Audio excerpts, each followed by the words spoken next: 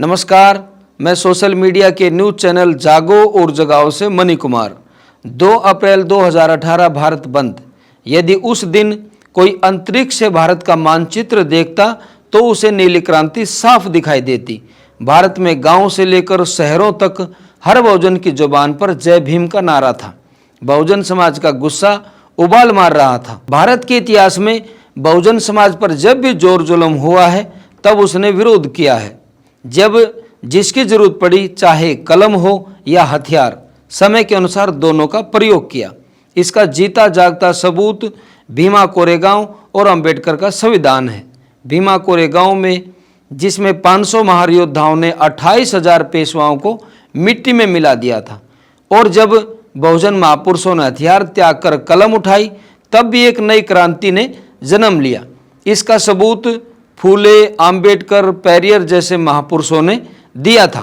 2 अप्रैल 2018 की क्रांति किस लिए हुई थी? 20 मार्च 2018 को सुप्रीम कोर्ट द्वारा सुनाया गया एक फैसला अगले दिन समाचार पत्रों की सुर्खियां बना। हेडलाइन थी, SC/ST एक्ट में तत्काल गिरफ्तारी नहीं होगी। ये समाचार आग की तरह देश के कोने कोने में फैल गया। जातिवादियों में खुशी की लहर थी तो बहुजन समाज में गुस्सा आग की तरह उबाल खा रहा था। यह एक सोची समझी साजिश थी। यह फैसला इसी के तहत सुनाया गया। संविधान में शामिल SC/ST एक्ट का मकसद किसी निर्दोष को सजा दिलवाना नहीं है। इसके पीछे का मकसद है कि कोई भी बहुजन समाज को जातिगत गालियां ना दे। इसके लिए इस एक्ट में जातिगत मानसिकता के लोगों को उचित सजा व बहुजन समाज को न्याय दिलाने के लिए प्रबंध किया गया है। अब आपको बताते हैं कि 2 अप्रैल का मंजर कैसा था। 2 अप्रैल का सूरज जैसे ही निकला, बहुजन समाज ने नीली क्रांति का आगाज कर दिया। जैसे जैसे समय की सुई आगे बढ़ने लगी, कोने कोने से जय भीम और हम बाबा साहब के चेले हैं जैसे नारे गूंजने लगे। यह सब देखकर प्रशासन हक्का बक्का था। आंदोलनकारी दुकानें बंद करने का निवेदन करते नजर आए।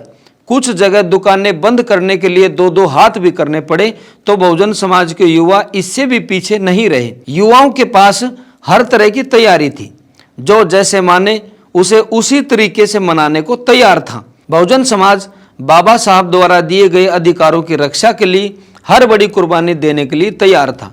बहुजन समाज ने कुर्बानियां दी थी, जिसमें 13 शहीद, हजारों घायल और बहुतों पर रासुका, हजारों को फर्जी मुकदमे में जेल। 2 अप्रैल 2018 से 2 अप्रैल 2022 आज आंदोलन को 4 साल बीत गए हैं, लेकिन जातिगत और सामंती विचारधारा के लोग आज भी बाज नहीं आ रहे हैं।